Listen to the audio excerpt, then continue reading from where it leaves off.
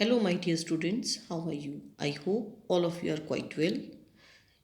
In our previous video, we discussed about verbs that are known as action words, and today I am going to continue the same concept.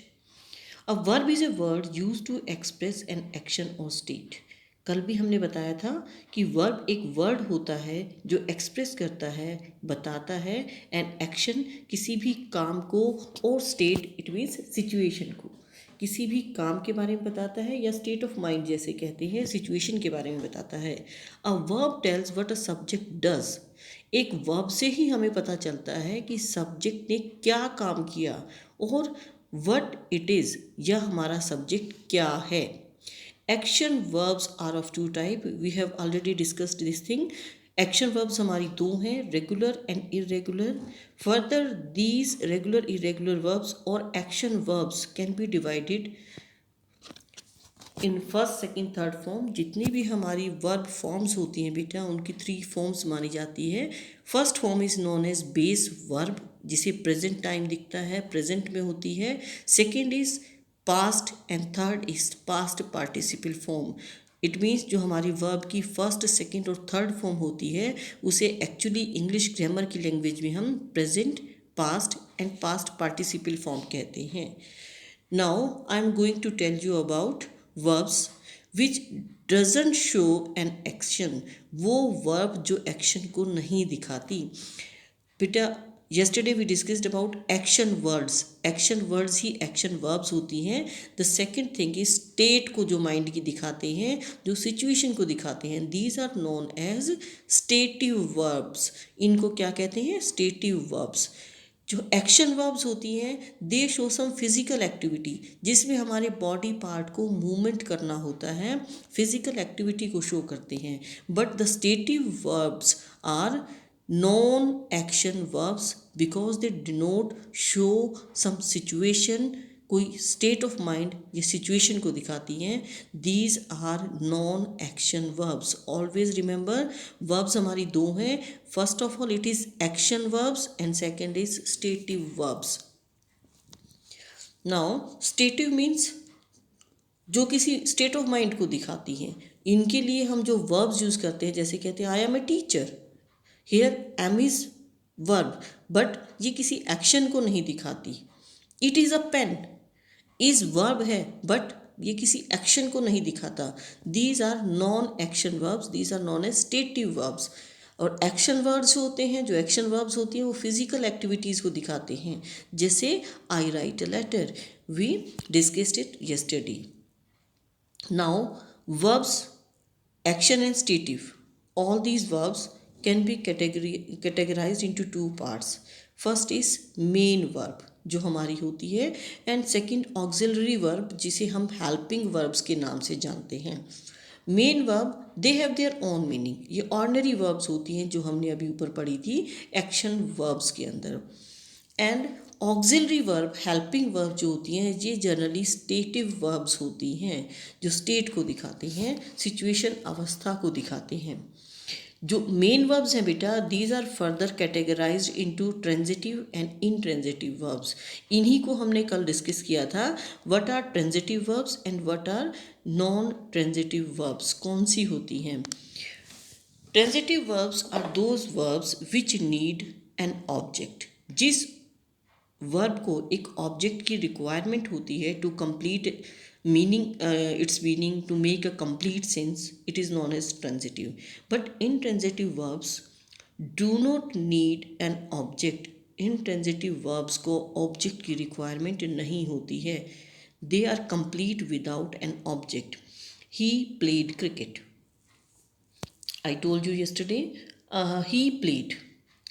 अगर हम यही full stop लगाते हैं then it is not a complete sentence. he played what? Then the answer is cricket. It means the verb needs an object. That is why it is transitive.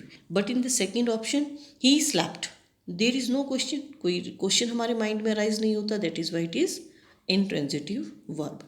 Now come to the second part, auxiliary or helping verbs. They have their no meaning of their own. उनका कोई अपना meaning नहीं होता. These are further categorized into two parts, primary and modals. Primary जो हमारी helping verbs होती हैं, these are 3, be, do and have. Further इनकी आगे बाइफर्केशन है बेटा, लेकिन प्राइमरी जो है हमारी हेल्पिंग वर्ब्स 3 होती हैं, एंड मॉडल ऑक्सिलरीज जो होती हैं, मॉडल हेल्पिंग वर्ब्स होती हैं, ये हमारी 10 हैं। Can, could, may, might, must, must not, need not, shall, should, will, would, these are 10। Action verbs, she reads newspaper. अब जो यहाँ रीड्स न्यूज़पेपर है बेटा, रीड इज़ एक्शन, पढ़ने का काम जो है उसे हम एक्शन वर्ब कहते हैं, क्योंकि जो वर्ब है उसमें कोई वर्क डन है, काम किया गया है सब्जेक्ट के द्वारा। सेकेंड इज लिंकिंग वर्ब, कुछ हमारी वर्ब्स लिंकिंग होती हैं जो जोड़ने का काम करती हैं। द ग्रेप्स आर जूसी, या आर हमारे सब्जेक्ट को जूसी के साथ जोड़ रहा है, ग्रेप्स को। द ग्रेप्स कैसे हैं, जूसी हैं, लिंकिंग वर्ब है ये। हेल्पिंग वर्ब जो होती है, it always comes before main verb. She is playing chess, यहाँ पर प्लेइंग बेटा मेन वर्ब है, एंड इज़ हेल्पिंग वर्ब। तो हमारी थ्री टाइप्स की वर्ब्स ये भी हैं। एक्शन वर्ब्स जो होती हैं दे डिनोट सब एक्शन और work done. Linking verbs are used to link, and helping verbs are used before main verbs to complete their sense. Now I am going to tell you about helping verbs. कल हमने main verbs जो हमारी थी action verbs उनके बारे में पढ़ा था, and today I am going to tell you about helping verbs. All the helping verbs are made from primary helping verbs. अभी हमने पढ़ा था कि there are 3 primary जो हमारी helping verbs हैं, be, do and have. Further इनको आगे एक्सटेंड किया गया है बेटा, बढ़ाया गया है। जैसे बी की फॉर्म्स अगर आपने पढ़ी हैं, बी, वॉज, वर या बीन। इसका बी जो है बेटा वो प्रेजेंट होता है, was, were past, and been past participle form होता है। ऐसे ही do, did, done, have, had, ये तो इनकी थी present, past and past participle अलग अलग टाइप। नाउ जो हमारा बी है बेटा, देखिए बी की फॉर्म्स यहाँ हेल्पिंग वर्ब्स क्या क्या बनती हैं, is, am, are, was, were, and these helping verbs generally come before verb ING. ये हेल्पिंग वर्ब्स हमेशा आईएनजी से पहले आते हैं। जैसे she is reading, I am writing, they are playing, he was sleeping, they were reading. तो ये सभी जो हेल्पिंग वर्ब्स हैं जो बी की से बनती हैं बेटा, जो बी बेसिक प्राइमरी हमारी हेल्पिंग वर्ब है, उससे आगे कैटेगराइजेशन है इनका। ये सभी वर्ब आईएनजी से पहले आती हैं। Second one is do, does and did. ये हमारी जो प्राइमरी वर्ब है डू, उससे बनती हैं डू, डज एंड डिड। इनके बाद हमेशा वर्ब की फर्स्ट फॉर्म आती है। ऑलवेज रिमेंबर, इनके बाद हमेशा वर्ब की फर्स्ट फॉर्म आती है। हैज़, हैव, हैड, ये बनते हैं हमारी प्राइमरी हेल्पिंग वर्ब हैव से, and these 3 are always followed by verb third form. इनके बाद हमेशा वर्ब की थर्ड फॉर्म आती है।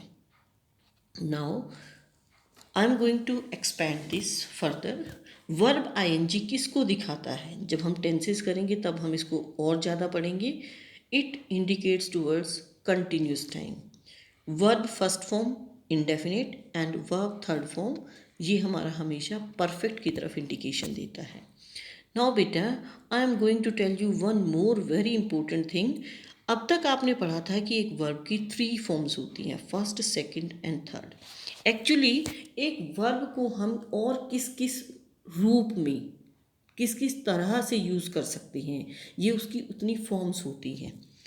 उसकी एक तरह से हम कहते हैं कि एक जो हमारी बेस वर्ब है हम उसको कैसे कैसे यूज़ कर सकते हैं। फॉर एग्जाम्पल गो हमारी बेस वर्ब है, उसका पास्ट हमने किया वेंट, पास्ट पार्टिसिपल गॉन। अब तक आपने इतना ही पढ़ा था, work, worked, word, cut, cut, cut, do, did, done, अभी आपने इतना ही किया था। लेकिन यू हैव सीन, गो से गोज भी तो बनता है, गो से गोइंग तो होता है यूज़, ऐसे ही वर्क से वर्क्स, वर्किंग, ये वर्ड भी बनते हैं। कट से कट्स एंड कटिंग, डू से डज एंड डूइंग, बी से इज, एम, आर और बीइंग भी बनता है। हैव से हैज़ एंड हैविंग भी बनते हैं। तो बेटा जो ये SES और हमने एक पढ़ा है फर्दर, फोर्थ टाइप जिसको हमने कहा है, ये थर्ड पर्सन सिंगुलर के साथ यूज़ की जाती है। किसके साथ? थर्ड पर्सन सिंगुलर के साथ। और जो हमारी फिफ्थ टाइप है इसे हम प्रेजेंट पार्टिसिपल कहते हैं। जैसे हमारी थर्ड टाइप तो पास्ट पार्टिसिपल फॉर्म है, जो लास्ट है ये हमारी प्रेजेंट पार्टिसिपल फॉर्म होती है, जो एडजेक्टिव्स के अंदर भी हमने पढ़ा था, past participle and present participle. Now I am going to tell you again, जो वर्ब है हमारी बेस वर्ब है, उसको बेस वर्ब की तरह तो यूज़ करते ही हैं, इसको फोर और अलग अलग तरह से भी यूज़ किया जाता है। In this way we can see that a verb can be use in 5 different ways. एक वर्ब को हम 5 अलग अलग तरह से यूज़ कर सकते हैं।